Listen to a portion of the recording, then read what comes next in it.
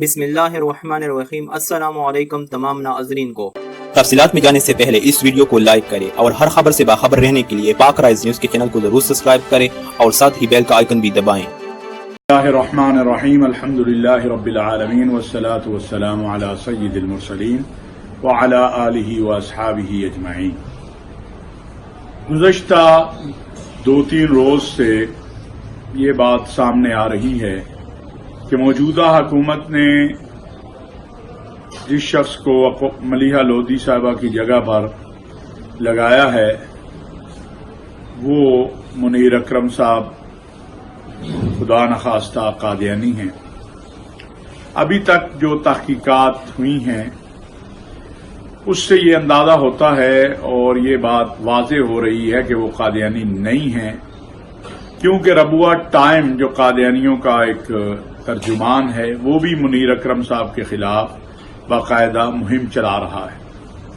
ایک اور شخص جو نبیل کے نام سے اقوام متحدہ میں گزشتہ کئی سالوں سے پاکستان کا نائب مندوب یا پاکستان کے مشن میں کام کر رہا ہے، اس کے بارے میں آنے والے اب تک کے حقائق یہ بتاتے ہیں کہ اس کا تعلق قادیانیت سے ہے اور اس کی تقرری 2 سال قبل اور اس سے پہلے بھی وقتاً فوقتاً وہ جو مختلف معلومات اب تک مل رہی ہیں اقوام متحدہ میں پاکستان کے مشن میں کام کرتا رہا ہے۔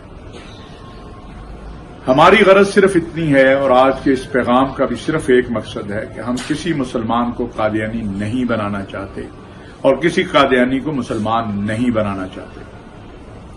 اگر منیر اکرم صاحب جو لگائے گئے ہیں ان کے بارے میں کوئی حقائق سامنے آتے ہیں کہ وہ قادیانی ہیں تو انہیں بھی نہیں لگانا چاہیے تھا، انہیں ہٹانا چاہیے، لیکن ابھی تک جو ہماری معلومات ہیں یا جو ربوہ ٹائم کی چیخ و پکار ہے اس سے اندازہ ہوتا ہے کہ وہ قادیانی نہیں ہیں۔ اگر وہ قادیانی ہوتے تو ربوہ ٹائم ان کے خلاف کبھی بھی اس طرح کے سکینڈل نہ چھاپتا۔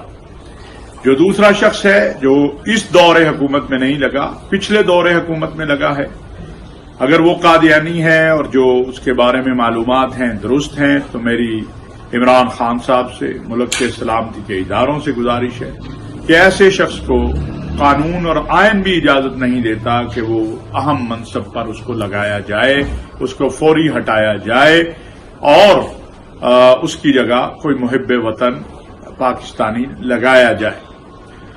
یہ نواز شریف صاحب کے دور میں لگا ہے یا مشرف صاحب کے دور میں لگا ہے یا زرداری صاحب جس کے دور میں بھی لگا ہے، اب اگر اس کی حقیقت سامنے آئی ہے تو اس کو ہٹایا جانا چاہیے۔ یہ بات واضح ہے اور اس پر کوئی کمپرومائز نہیں ہو سکتا کہ عقیدہ ختم نبوت کا جو غدار ہو وہ پاکستان کے کسی بھی اعلی منصب پر پوزیشن میں بیٹھے۔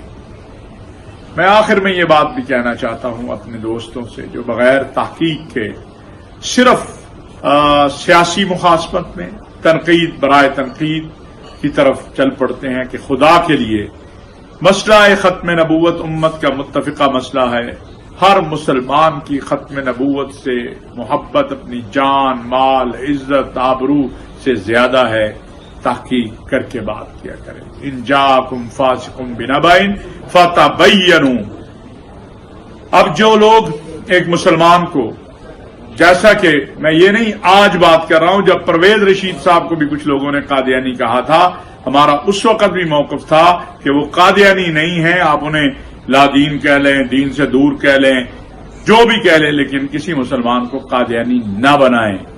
اسی طرح جب فواد چودھری کو کہا گیا اس وقت بھی ہم نے یہ عرض کی، ابھی شہزاد مرزا کو کہا گیا، کوئی بھی ہو جو مسلمان ہے اسے قادیانی نہ بنائیں اور جو قادیانی ہے اسے مسلمان نہ بنائیں۔ سیاست سیاسی میدان میں کریں، عقیدہ ختم نبوت کے اوپر ہمیں احتیاط کرنی چاہیے۔ جب ہمارے پاس دلائل مکمل ہوں پھر ہم دلائل سے بات کریں، کیونکہ جب ہم بات کرتے ہیں اور پھر وہ ثابت نہیں ہوتی تو اس سے ایک تو اس مسلمان کی دل آزاری ہوتی ہے جس پہ ہم فتوی بازی شروع کر دیتے ہیں کہ وہ قادیانی ہے، دوسرا ہمارا موقف کمزور ہوتا ہے کہ تو ہر کسی کو قادیانی بنا دیتے ہیں۔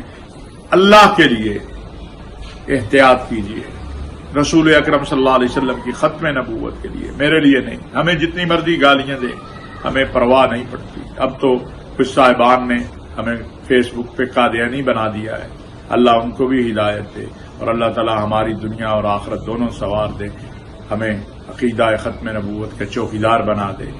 مذہبی سیاسی قائدین سے ہاتھ جوڑ کے گزارش کرتا ہوں کہ اپنے کارکنوں کی تربیت کریں، مسلمانوں کو قادیانی نہ بنائیں اور قادیانیوں کو مسلمان نہ بنائیں۔